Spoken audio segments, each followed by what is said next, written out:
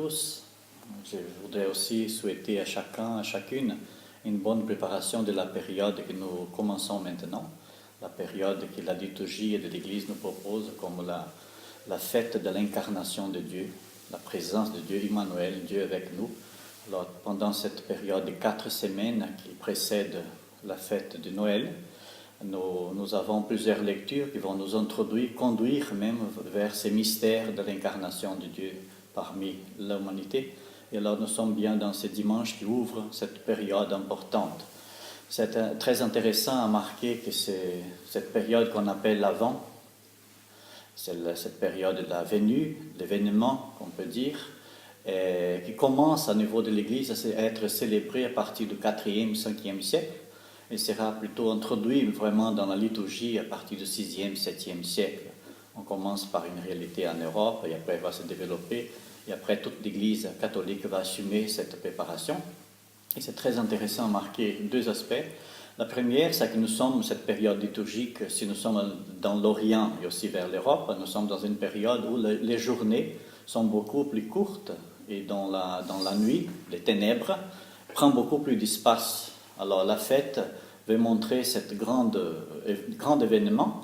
Et alors elle est marquée toujours par la lumière, par la joie. Au départ, dans l'Église, on célébrait pendant 4 semaines, même des endroits, on célébrait 6 semaines de préparation par les jeûnes, on marquait par les jeûnes comme par la carême, mais avec une différence qui devait être marquée par une fête joyeuse. Mais justement pour rompre un peu cet aspect même naturel de ténèbres, de l'absence de la lumière, et alors on marque par la lumière. La fête est bien marquée par la joie et par la lumière. Ça, c'est un aspect important que la liturgie doit contempler un peu la réalité où on vit. Un deuxième aspect, c'est très important parce qu'au 5e siècle, en 431, par les conciles d'Éphèse, l'Église va proclamer le dogma de Théotokos, Marie comme la mère de Dieu, avec une grande discussion, parce qu'on ne savait pas trop comment définir la situation. Il y a une grande discussion entre Cyril d'Alexandrie et son opposant, on peut dire, Nestor, que Nestor n'acceptait pas cette définition, mais à la fin, on va prendre cette définition-là comme Marie, la mère de Dieu. Alors, à partir de ces moments au 5e siècle, 300 au moins, on peut dire 431, la naissance de Jésus sera beaucoup plus important par ces dogmas. Alors on va travailler beaucoup l'aspect de Marie et l'aspect de la naissance même. Jusqu'à là, on ne donnait pas tellement d'importance les jours de la naissance. À partir de ces dogmas, quand même, il est né. Alors, il est né d'une femme, dans une proclamation de Dieu lui-même qui est né. Et alors, à ce moment-là, prend beaucoup plus d'importance. On va célébrer cette période avec beaucoup plus d'intérêt et aussi beaucoup plus de signification, significat même, si on peut dire, de cette célébration. C'est pour ça qu'il faut marquer, à partir du 5e siècle, cet événement qu'on commence alors de plus en plus à développer. On arrive aujourd'hui toute la liturgie comme on a maintenant. Les lectures proposées pour ce dimanche, nous partons toujours d'Isaïe, c'est les grands prophètes qui annoncent la venue du Messie, c'est vraiment la grande théologie d'Isaïe. Après, nous avons les psaumes 79 au 80, et la deuxième lecture proposée par la première lettre de Corinthiens, chapitre 1, justement au commencement de la lettre, on parle de cette réalité déjà messianique que la communauté vit. Et l'évangile, pour finir, l'évangile de Marc, le chapitre 13, vers la fin du chapitre 13, quand on travaille cette attente, il faut veiller. Ce sont deux choses importantes. C'est très intéressant aussi, car l'évangile de Marc, celui que nous lisons aujourd'hui, pour ce dimanche, avant, il y a justement la leçon de figuier. Il faut savoir le temps, le juste temps pour la récolte. Et on peut savoir par les signes que l'arbre va présenter. Et tout de suite après ce récit qu'on va lire, ce dimanche, vient déjà la préparation pour la Pâque juive, où Jésus va participer, et déjà vers la fin de sa mission, de son ministère. Alors nous avons là tous les textes qui vont présenter dans cette suite-là. Je crois que c'est très important de garder cette relation vers une compréhension plus approfondie du mystère de Dieu, de l'incarnation. Et cette préparation, il faut marquer par une attente, bien sûr, Et nous célébrons alors dans deux aspects. La première fois, Noël va célébrer la venue du Messie. C'est là la foi chrétienne, elle est basée sur cet événement, les grands mystères de la venue de Dieu qui se fait chair. Et aussi, nous sommes dans une attente, car la réalité messianique, elle est rétablie déjà du côté de Dieu, mais du côté de l'humanité, de l'histoire, elle n'est pas encore. Alors nous sommes dans cette dynamique de déjà et pas encore. Alors nous attendons encore la venue glorieuse de Jésus, le Christ. Alors nous sommes dans ces deux manifestations. D'un côté, nous célébrons déjà la venue, et nous célébrons aussi l'attente de la venue glorieuse. Ce n'est pas que Jésus va revenir à nouveau, mais lui, il va venir dans sa gloire.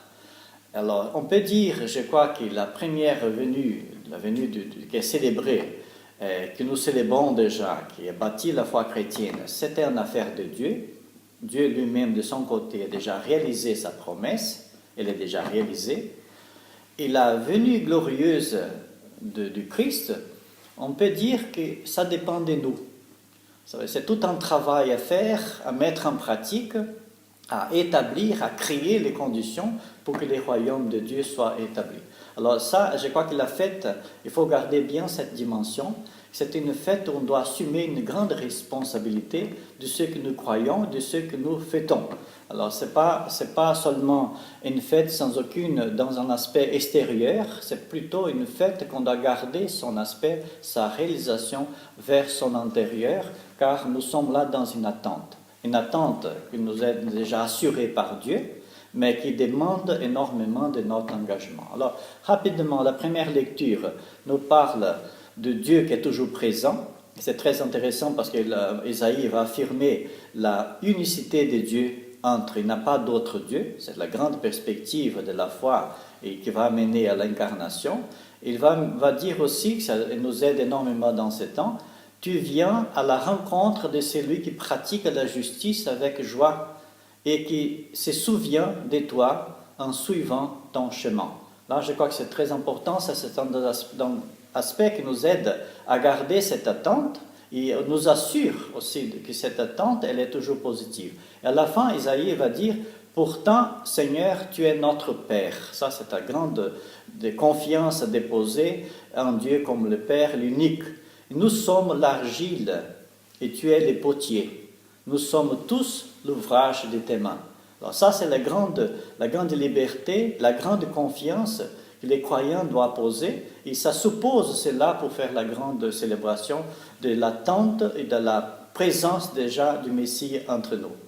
Les psaumes parlent encore, renforcent cette même idée. Berger d'Israël, écoute, toi qui conduis ton troupeau, et après à la fin, visite cette vigne, protège-la, celle qui a planté ta main puissante. Toujours cette confiance absolue dans ce Dieu unique, celui qui est le sauveur, celui qui protège, c'est celui qui garde.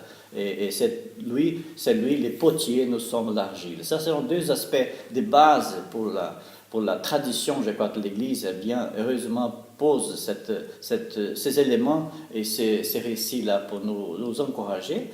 Paul, dans la première lettre aux Corinthiens, va affirmer que la communauté qui a cru en Messie, elle est déjà assurée. Bien sûr que Paul va demander toute une pratique, tout un comportement selon le message, l'enseignement de Jésus, pour que ce soit assuré cette présence messianique toujours dans la communauté. Et l'évangile de Marc appelle l'attention de l'être, on ne sait pas quand. Ça veut dire l'attente, c'est une attente dynamique, mais elle n'est pas une attente qui a déjà marqué le temps physique, historique. Ça, au-delà du temps, et les gens ne connaissent même pas le temps. Jésus même va dire, même personne ne connaît, même les filles, seulement les pères connaissent ces moments-là. Et là, je crois que c'est important quand va venir, on ne sait pas quand. Comment on doit préparer? Toujours. Ça, c'est la réponse. Et je crois que les textes sont toujours conséquents dans cette même dimension. Toujours être attentif.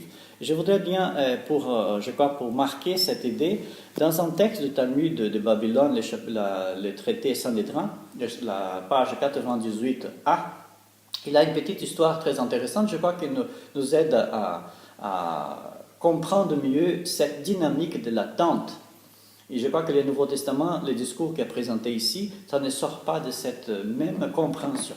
Le texte dit ceci. Rabbi Yehoshua ben Levi, il se promena dans dans le nord de la Galilée, on ne sait pas l'endroit, et il rencontre le prophète Élie. Il est justement le prophète Élie, et c'est justement la caverne, l'entrée de la caverne, de l'endroit où était enterré Rabbi Hanan ben Zakkai. Ça veut dire, nous savons qu'il est justement à Méron, en Haute-Galilée. Et lui, Rabbi Yehoshua ben Levi, il demande au prophète Élie, ai-je une part dans le monde à venir? Élie va lui répondre, si le maître le veut, le maître dans le sens, le Messie le veut. Et lui demande à Élie, quand viendra le Messie? Élie va lui répondre, va et demande-lui. Alors il demande encore, où le trouverai-je? Sans qui le Rabbi Yehoshua. Et le prophète Élie va dire, et lui se trouve à la porte de Rome, ça veut dire dans le monde. Et comment je vais le reconnaître? Demande Rabbi Yehoshua ben Levi. Lui, prophète Élie va répondre, il est assis avec les pauvres affectés de toutes sortes de maladies. Tous défont et refont leurs pansements en une seule fois, mais lui, il fait et refait ses pansements, les uns après les autres, en disant ceci. Lorsque je devrais amener la délivrance, il ne faut pas que je sois retardé à refaire tous mes pansements. Rabbi Yehoshua ben Levi alla donc et le salua. Paix sur toi, mon maître et professeur. Il répond le Messie, paix sur toi, fils de Lévi, ben Lévi. Quand viendras-tu, Messie? Et lui, il répondit, aujourd'hui. À son retour auprès d'Élie, Élie s'enquit, qui t'a-t-il dit? Paix sur toi, fils de Lévi. Par cela, il t'a assuré, ainsi qu'à ton père, une portion du monde à venir. Il ne m'a pas parlé vrai, il a dit qu'il viendrait aujourd'hui, mais il ne l'a pas fait. Or, Élie lui répondit, c'est ce qu'il t'a dit aujourd'hui, si vous entendez sa voix. Vous voyez, ça c'est une réponse très intéressante. Lui, il cherche le Messie était là. Lui ne reconnaissait pas, mais où on doit reconnaître le Messie, c'est justement la réponse d'Élie, va chercher dans le monde, à Rome. Il est mélangé avec la réalité du monde, avec les malades, les plus malades d'ailleurs. Et la réponse c'est aujourd'hui, il est toujours là, il est là. La question c'est comment on identifie la continuation de Psaume 95 qui est cité aujourd'hui, et la continuation, si vous entendez sa voix. Ça veut dire les Noëls, et je crois que c'est très bien, là c'est bien pour notre réflexion, les vrais Noëls, la reconnaissance du Messie, peut nous tromper comment nous le cherchons, soit l'endroit que nous cherchons, et soit comment nous entendons cette voix qui vient. L'endroit, dans le cas ici, nous venons de voir Céron, c'est dans la réalité où nous sommes, nous nous rencontrons là-dedans, dans la réalité de chacun, c'est là que nous devons. D'autre côté, c'est selon ce que nous vivons la parole de Dieu. La parole du Messie est déjà venue, nous pouvons le rencontrer dans sa parole elle-même. Cette parole qui était parole de Dieu qui fait chair, que nous disons Emmanuel, Dieu avec nous, et c'est là que nous devons célébrer le vrai Noël dans cette dimension. Le Messie, il est là, il n'est pas d'une manière tellement loin. Le problème, c'est qu'il demande un changement énorme de comportement de chacune et de chacun de nous pour célébrer le vrai Noël. Alors, comme Rabbi Yehoshua ben Levi cherchait, il a trouvé, il n'a pas compris pourquoi il dit qu'il est déjà venu aujourd'hui, il ne pouvait pas le reconnaître. La réponse du prophète Élie, c'est qu'il faut, si vous entendez sa voix. Alors, je crois que nous avons déjà toute la tradition de l'Église qui nous enseigne quels sont les enseignements de Jésus. Et pour comprendre bien sa venue, il faut que nous soyons en accord, écoutons bien cette parole dans la tradition, pour bien reconnaître la naissance elle-même, cette présence de Dieu avec nous, et pour vraiment célébrer le Noël. Et c'est cela que je souhaite à chacun et à chacune.